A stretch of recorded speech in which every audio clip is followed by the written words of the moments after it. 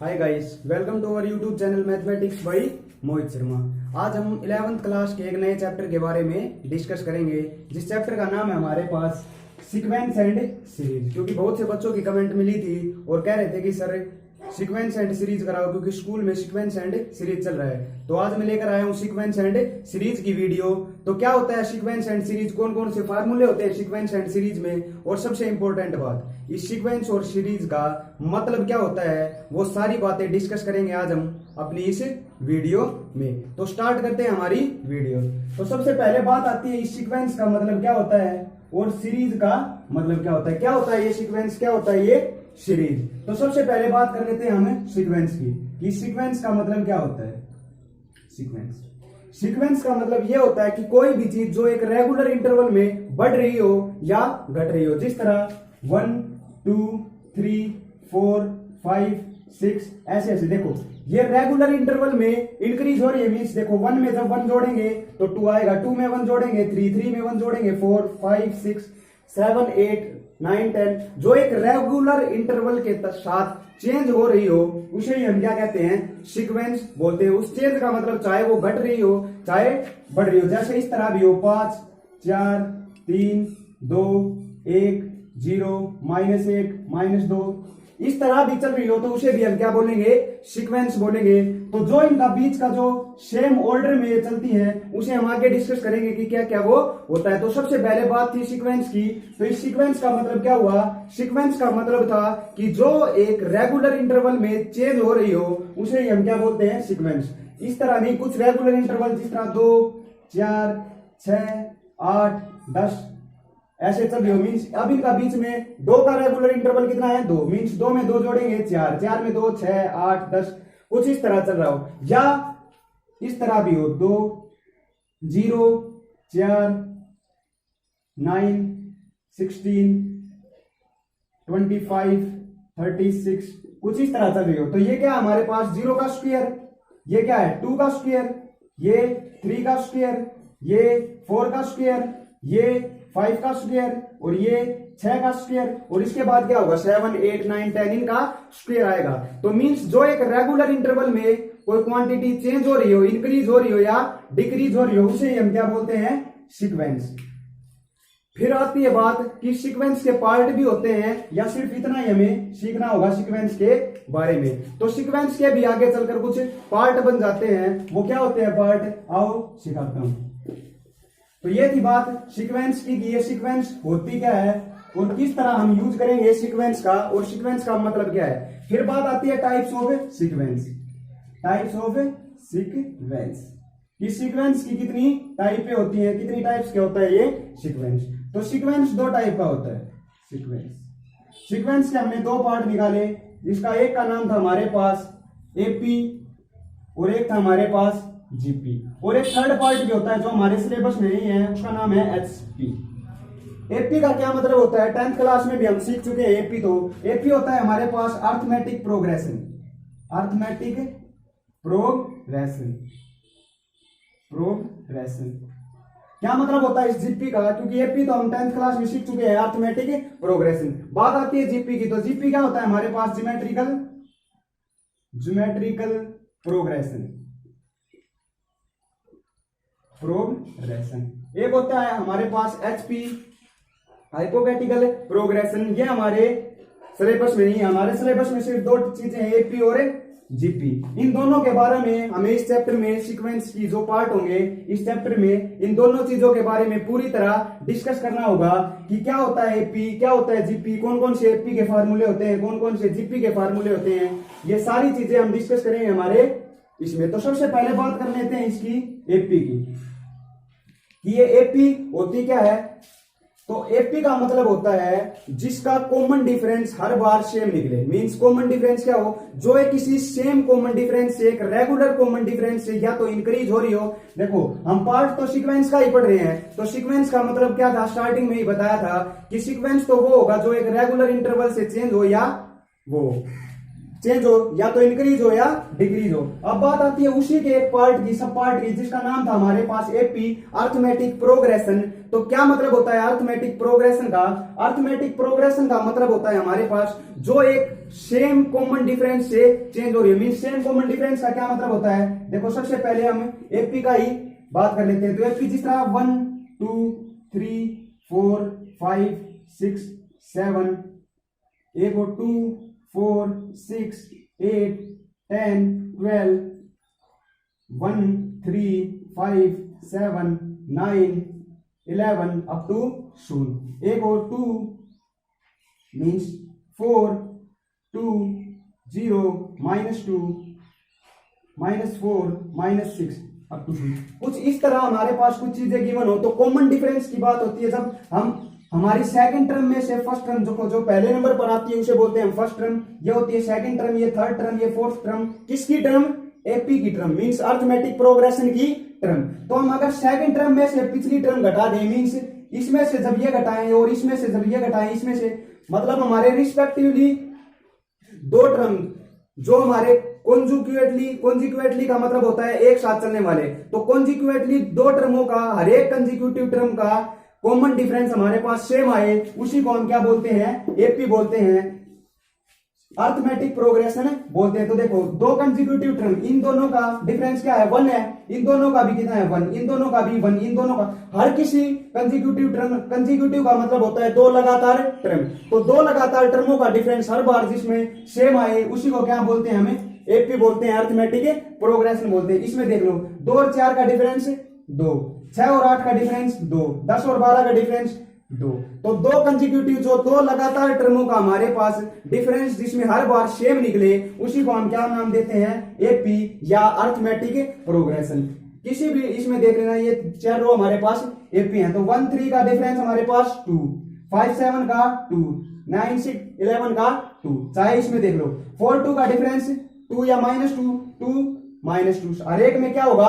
Common difference या दो consecutive टर्मों के बीच का जो डिफरेंस होता है उसी को हम नाम देते हैं कॉमन डिफरेंस। और जो वो कॉमन डिफरेंस सेम निकले दो कंसेक्यूटिव टर्म में उसी को नाम क्या देंगे? हमें एपी। तो समझ में आ बात? इस एपी का मतलब क्या होता है? तो पूरी तरह हम डिस्कशन एक बारी से एपी का ही कर लेते हैं कि एपी में क्या क्या चीज हमें सीखेंगे आगे चलकर।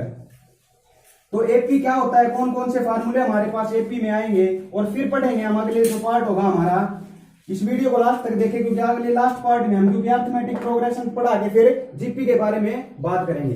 तो देखो सबसे पहले बात आती है इसे एपी की, अर्थमेटिक प्रोग्रेशन की, arithmetic progression.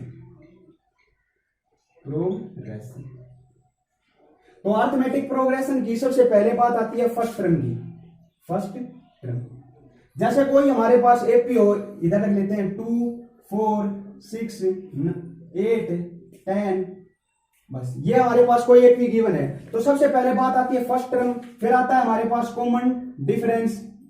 Common difference first term को डिनोट करते हैं हम ए से और कॉमन डिफरेंस को डिनोट करते हैं डी से। फिर बात आती है nth टर्म की, nth टर्म। फिर आती है सम ऑफ टर्म की, सम ऑफ टर्म।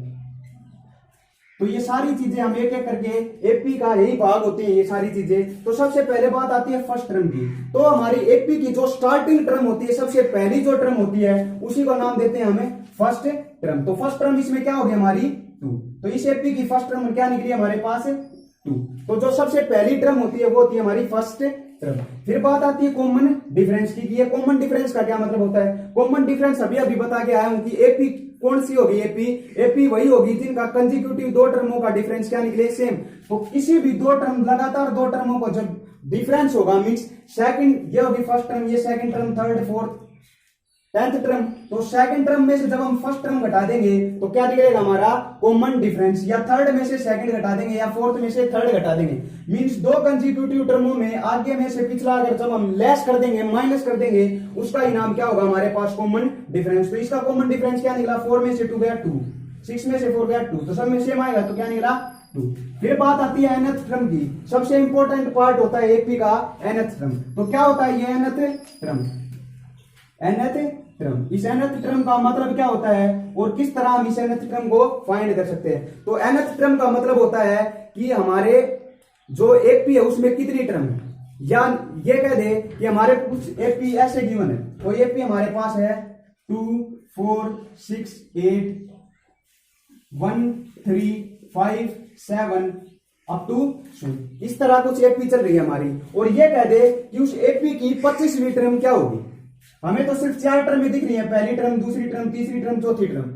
अगर हमसे ये कहे कि 25वीं टर्म निकालो या 51वीं टर्म निकालो या 50वीं टर्म निकालो, 100वीं टर्म निकालो, 1000वीं टर्म निकालो, तो कोई सी चीज हम किस तरह निकालेंगे उसी का नाम दिया गया nth term. Means 16th term, 18th term, 15th term, कौन सी टर्म हमसे निकालेगा उसी का नाम दिया गया हमारे पास nth टर्म। अगर ये एक है, इसका एक फार्मूला होता है निकालने का, nth टर्म को डिनोट करते हैं हम an से, an। तो an निकालने का हमारे पास एक फार्मूला था, क्या था वो? an is equal to a plus n minus 1 into D.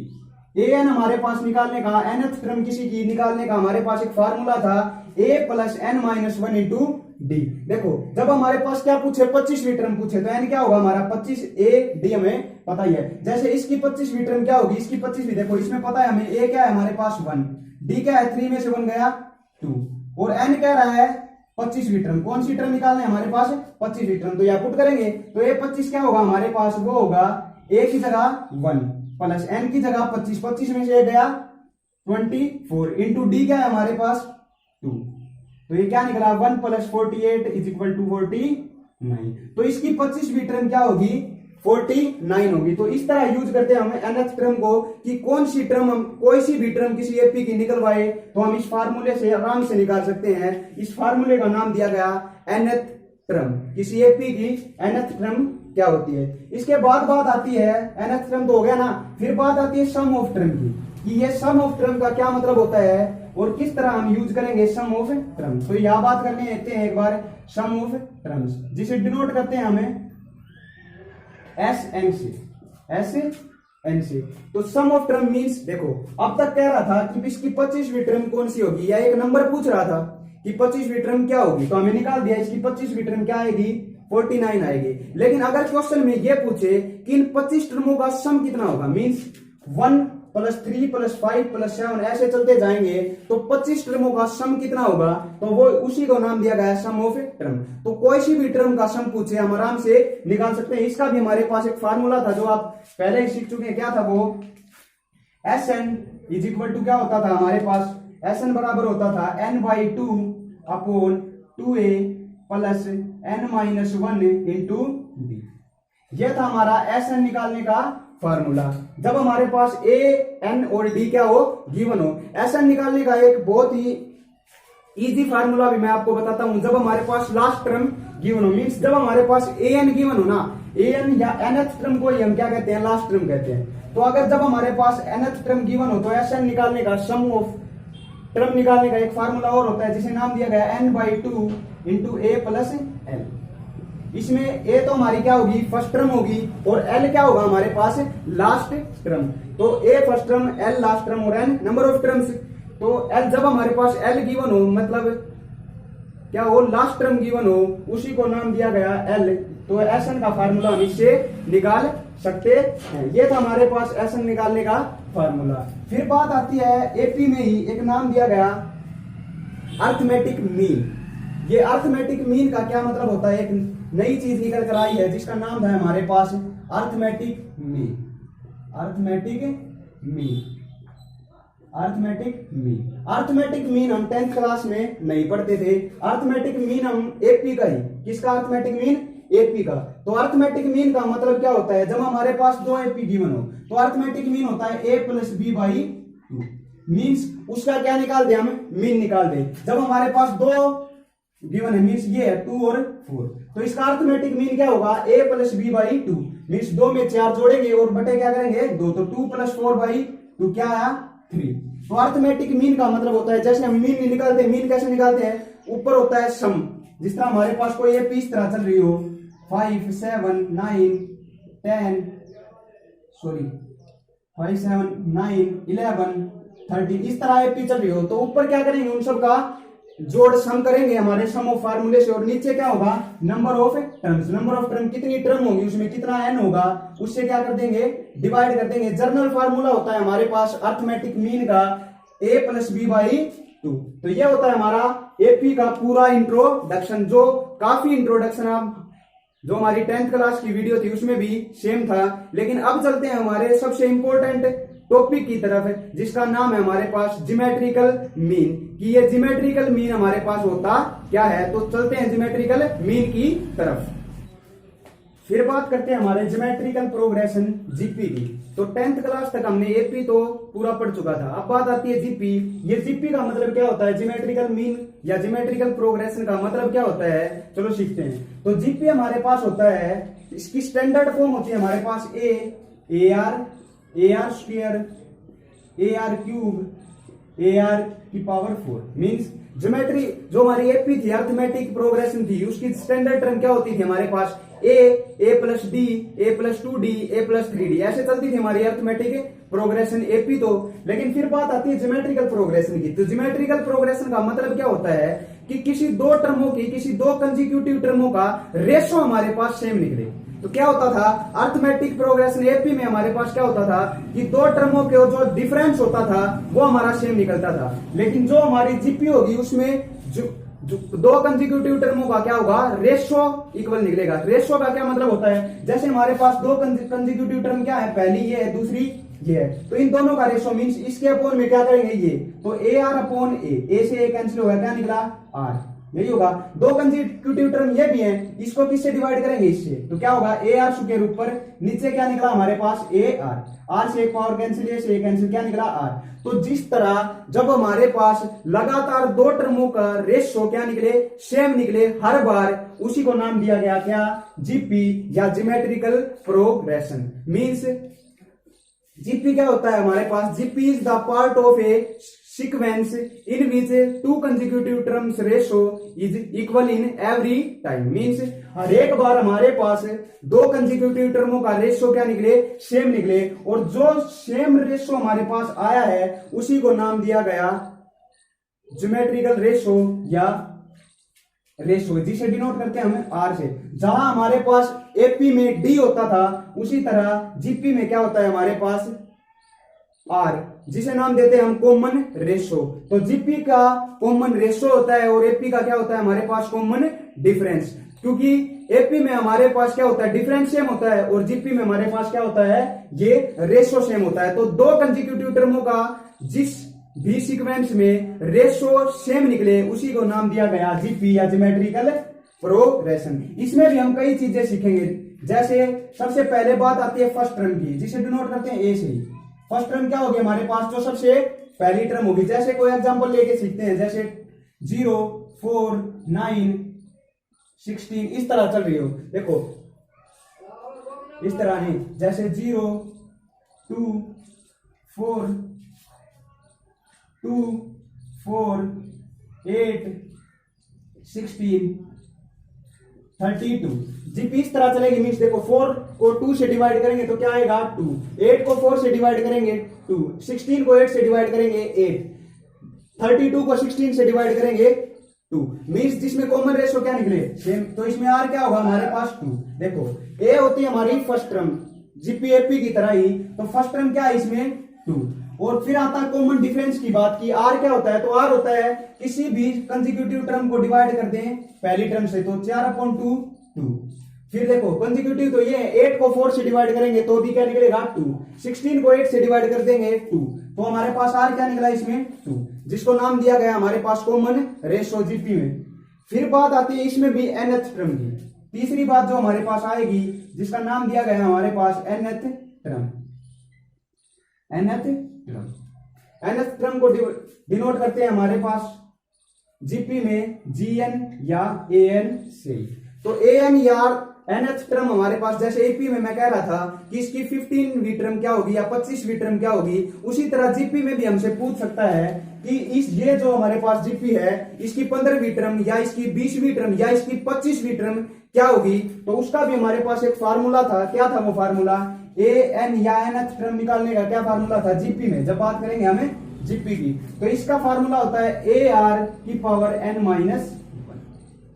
जब हमारे पास ए एन निकालना हो किसका, जीपी का, तो उसका फार्मूला होता है हमारे पास A N is equal to A R की पावर एन माइनस 1। ए क्या था हमारे पास, फर्स्ट टर्म, आर क्या था हमारे पास, कॉमन डिफरेंस, और एन क्या था हमारे पास, जो टर्म हमें क्या हो निकालनी हो, ए आर की power N minus 1, A R की पावर एन माइनस 1। इसे नोट करते रहना क्योंकि बहुत ही इंपॉर्टेंट बात बता रहा हूं आपको। ए एन जब हमारे पास nth टर्म पूछे किसकी, जीपी की, तो उसका फार्मूला होता है ए आर की पावर एन माइनस 1। जैसे इसकी हमारे पास क्या कौन सी टर्म पूछे, लगा लो, इसकी पूछे हमसे तीसरी टर्म पूछे, तो तीसरी टर्म हम कैसे निकालेंगे, ए3 क्या होगा, ए आर कौन सी टर्म है 3, तो 3 माइनस 1। अब वैल्यू पुट करते हैं, ए क्या है हमारे पास 2 इंटू आर क्या है हमारे पास 2, और 3 में से जब 1 जाएगा तो 2, तो क्या निकला 2 इंटू 4 इज इक्वल टू 8। तो इसकी जो तीसरी टर्म, देखो हमारे पास भी तीसरी टर्म क्या है 8 है, और निकली कितनी हमारी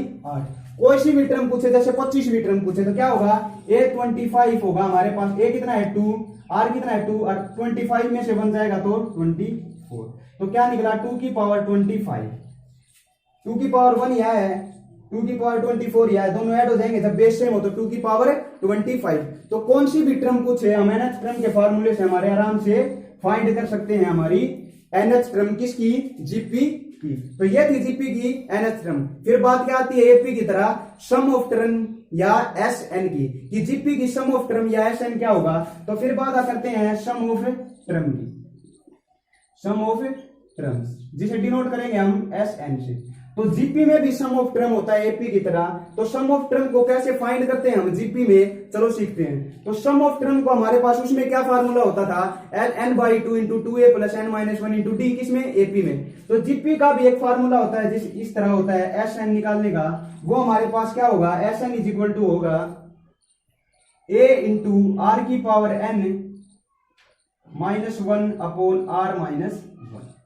जब हमारा क्या होगा, आर ग्रेटर देन होगा 1 से। देखो जब हमारे पास आर किससे ज्यादा हो, 1 से बड़ा हो, तो हमारे पास आर की power N minus 1 upon R minus 1, ये फार्मूला होता है हमारा किसका, एस एन निकालने का, सम ऑफ टर्म निकालने का।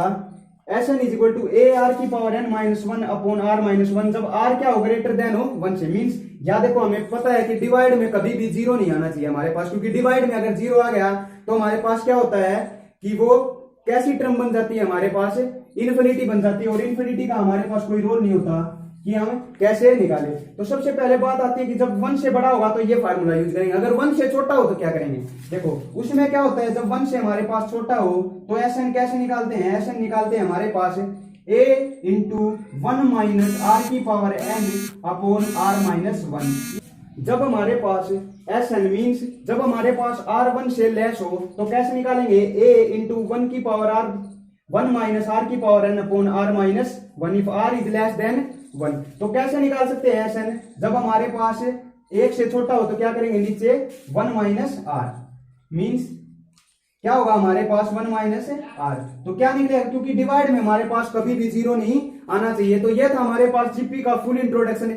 अब बचा हुआ है सिर्फ ज्योमेट्रिकल मीन, कि हम किसी जीपी का ज्योमेट्रिकल मीन कैसे निकाल सकते हैं। तो ज्योमेट्रिकल मीन हम डिस्कस करेंगे हमारी जो अगली वीडियो होगी, और हमारे जो इस चैप्टर की सीक्वेंस एंड सीरीज की, तो सीक्वेंस तो हम पढ़ चुके हैं, बात करेंगे सीरीज की भी कि सीरीज क्या होती है हमारे पास, लेकिन ये बातें हम डिस्कस करेंगे हमारी अगली वीडियो में। और अगली वीडियो में ही मैं आपको कराऊंगा सीक्वेंस एंड सीरीज के कुछ क्वेश्चन कि किस तरह हम निकाल सकते हैं A N G N P N, जो भी चीजें हम इसमें यूज करेंगे वो सारी चीजें आपको निकालना सिखाऊंगा अपनी हमारी अगली वीडियो में।